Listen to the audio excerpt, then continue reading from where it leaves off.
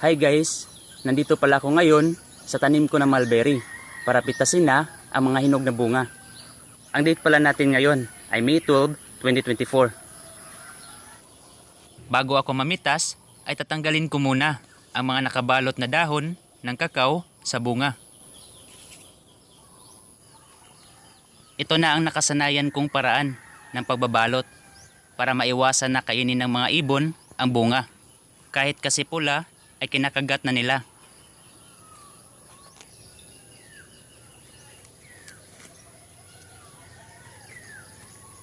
Dahan-dahan lang ako dito sa pagtanggal ng mga dahon para hindi mahulog ang mga bunga.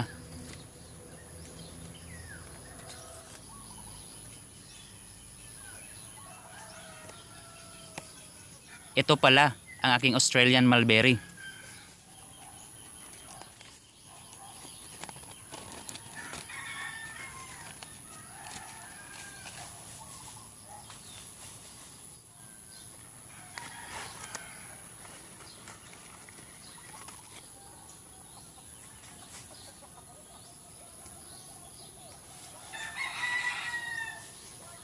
Mas dark ang bunga, mas matamis ang mga ito.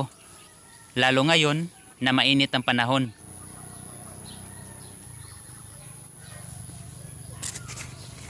Pagkatapos ko na makuha lahat ng bunga, ay magtitrim ulit ako sa mga sanga nito. Para mas dodoble pa ang mga sanga. Mas marami ang sanga, magkakaroon ito ng maraming bunga.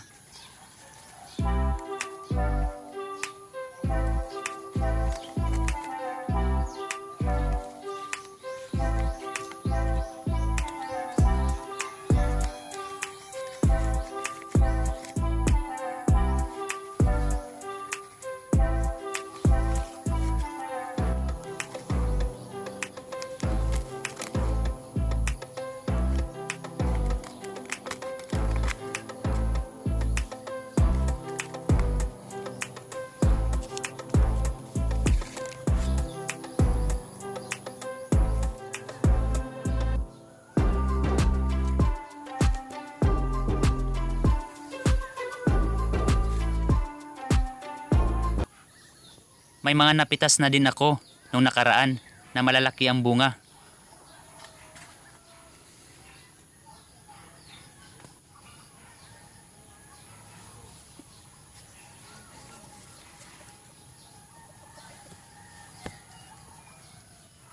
So lipat naman tayo dito sa isa ko pang mulberry, ang Illinois. Ang ibang mga bunga dito ay nahulog na talaga.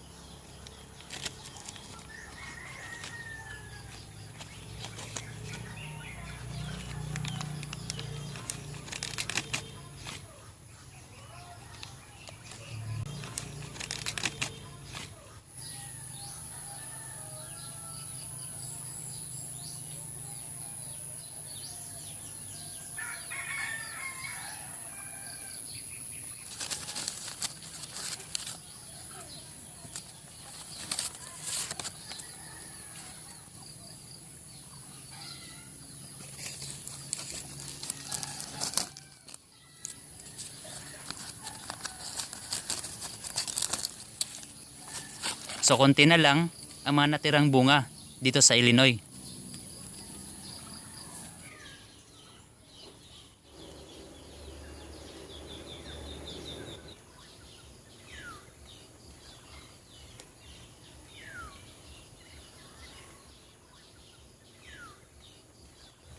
Ito pala ay mga hybrid mulberries. So abangan ninyo guys ang update dun sa mga pinatubo kong mga cuttings nitong mulberries. Na-transfer ko na ang iba sa mga pots. Nagkaroon na din ito ng mga ugat.